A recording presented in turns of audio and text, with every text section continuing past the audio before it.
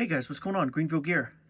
Appreciate you tuning in. I've got some new pickups to show you. They are all PSA graded Hall of Famers, and I'm continuing to add to my 50s and 60s collection. I'm having a lot of fun building that out. One of these does double duty for my 1960 Topps set that I'm slowly working on, and a couple are from the 70s and 80s, but also part of kind of the broader collection that I always try to pick up. So let me get into it and show you the first card, and that is this 1960 Topps Hoyt Wilhelm. As I mentioned, I am at a glacial pace working on the 1960 Topps set. I just love that set. I think the design is so cool. And I found this one online, and this was an eBay purchase. It is probably not the greatest example, and there is a possibility that I grabbed this card. You can see here there's some rubbing, staining there. It's not perfect left to right, as you can see. Also just a goofy picture of Wilhelm. Like, is he squinting? Is he a little tired? Something else? Who knows? But this is in a PSA holder. PSA 5, excellent. So this is a relatively affordable card for a Hall of Famer in the 1960 Topps set. So it's not out of the question that maybe I take this to a 6 or a 7 at some point, but happy to have this card. I didn't have it, and so I'm pumped that it's in the collection.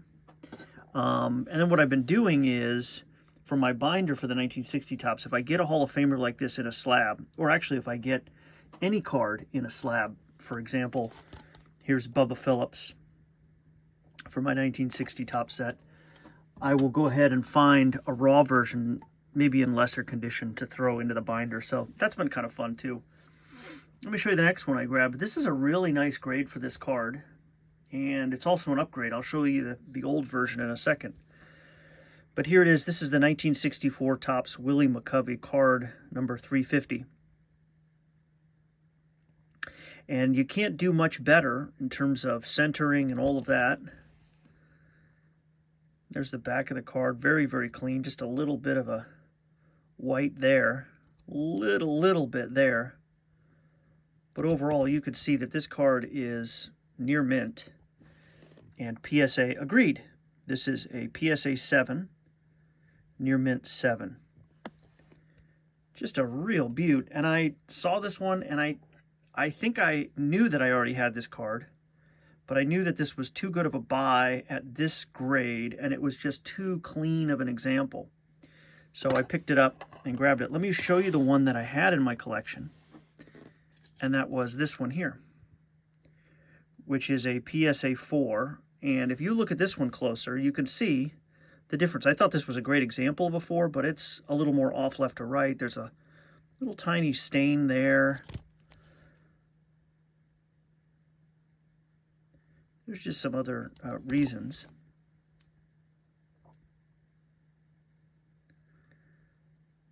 This is maybe a 5, I'm not sure. But either way, the 7 was an upgrade, and a nice one at that, I thought.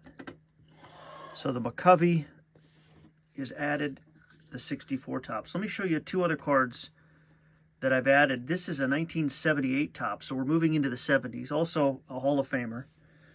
And this is Andre Dawson, the Hawk. Rookie Cup, love that sort of subset. It's got a little bit of a push on that corner there, but if you looked at this, this is a little soft on this one. This is nevertheless a really nice example, I think. Great overall eye appeal, pretty good centering on the back. And this is from his Expos days before the Cubs. So it's in a PSA holder, and PSA graded it an excellent 5. Old card number 72. So at a 5, I'm delighted. It was a great buy, cheap slab, Hall of Famer, nice eye appeal, presents well, good centering, all of that stuff. Can't beat it. So added that one. That was one I grabbed over the summer. And then this one I just grabbed at a recent card show.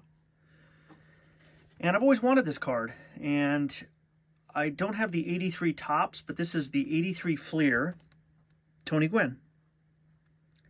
And this is just a really, really excellent example. It is certainly near mint. Like I said, I didn't have it. I don't think I have any Gwynn rookies, and this has been a part of my collection that I have greatly regretted. It's got a little mark there, and that's probably the only thing keeping it from an even higher grade. But the centering is great. It's fun to see a very svelte Tony Gwynn here.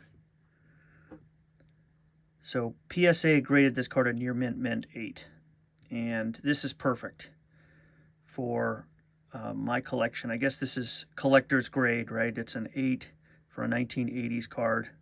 Fantastic. I'm a collector, and I like having this one in my collection. So there it is. So in total, 4 new slabs, all PSA holders, and adding a couple to the 50s, 60s run, and then I'm kind of branching out into some 70s and 80s cards as well for my PC, and having a blast. So thanks for tuning in. Really appreciate it.